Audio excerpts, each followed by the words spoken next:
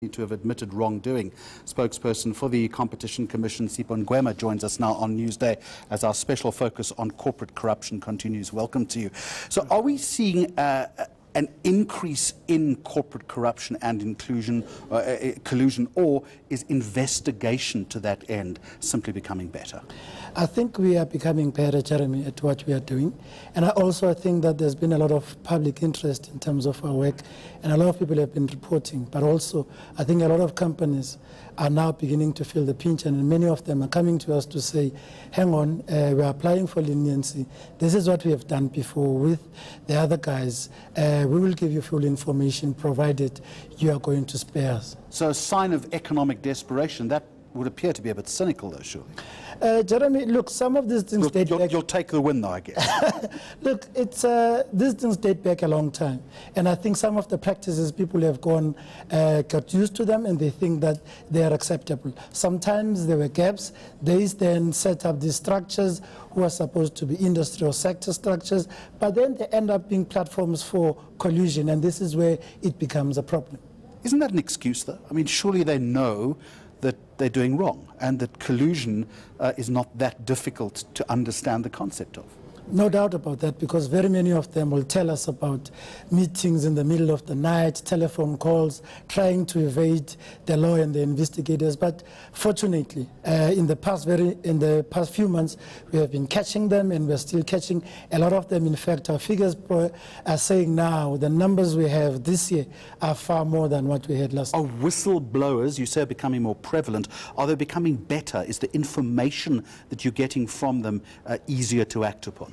We are trying to make sure that we educate the public, and thanks to institutions like this one who give us an opportunity to explain. And I think it is getting better, but there's a lot that we are not referring because it belongs to other institutions like consumer issues and so on and so forth. But I must say, the kind of data that is coming to us, the kind of complaints, people have an idea now that what are the issues that concern us in terms of competition. I suppose you could do a lot better if you were better resourced.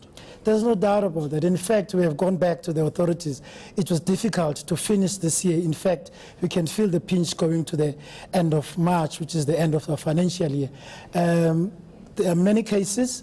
We need to keep the specialized investigators because it's a very specialized area, and the corporate is stealing very many of them. So we really need resources, and this is what we have brought the attention to the attention of the relevant officials, and we hope that going forward things are going to be much better. One of the arguments that's been put forward today is that corporate South Africa is happy, by and large, to pay the massive fines that you level against them. They almost factor it in to their operating protocol. So my question to you is twofold. Do fines really act as a deterrent? Would it not be better to see more jail time? There's no doubt about the fact that we need to make sure that we make things a little bit tighter, and this is why the law was amended about 2 years ago. So, however, I must also say that we haven't seen much repeated offenders. If we were saying people are budgeting for it, we would see repeated offenders, and we'll go back to the lawmakers to say, hang on, there's a problem here. But I think I need to emphasize, I think it goes to what we have been talking about the rest of the day. If we don't change our values, we're going to have a problem. We can bring in these sentences and people go to jail. You and I know that jails are overflooding, even though people are being sent to jail in terms of criminal acts. So indeed, we are welcome the fact that we have now amended the act, and people are going to be prosecuted. In fact, we are working with the NPA and law enforcement, criminal law enforcement agencies to make sure that they choose the cases that we are done with, and they are going to act on those people. But there's no doubt about the fact that we may be having the same conversation 10 years later, people still breaking the law. I think there's a fundamental change that is needed. And I'd come back and you say the problem is if more chief executives who were responsible for those acts of collusion found themselves with a criminal record behind bars in an orange uniform, it might act as a greater deterrent to the fines that you levy. There's no doubt about that. In fact, so the figures may go down. Why doesn't it happen?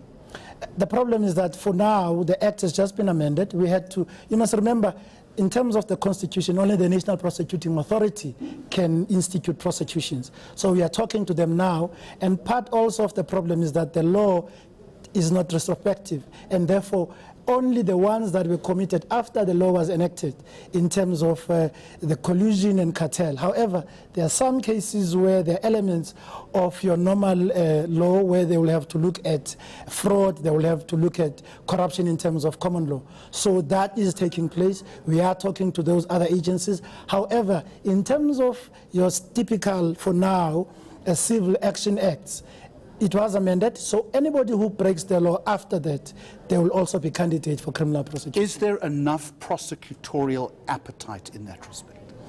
There is no doubt, but you must remember, as I said earlier, it's a very specialized area. So we're engaging with our colleagues to make sure that the necessary skills are transferred, but also we work together because we are the custodians of this particular law.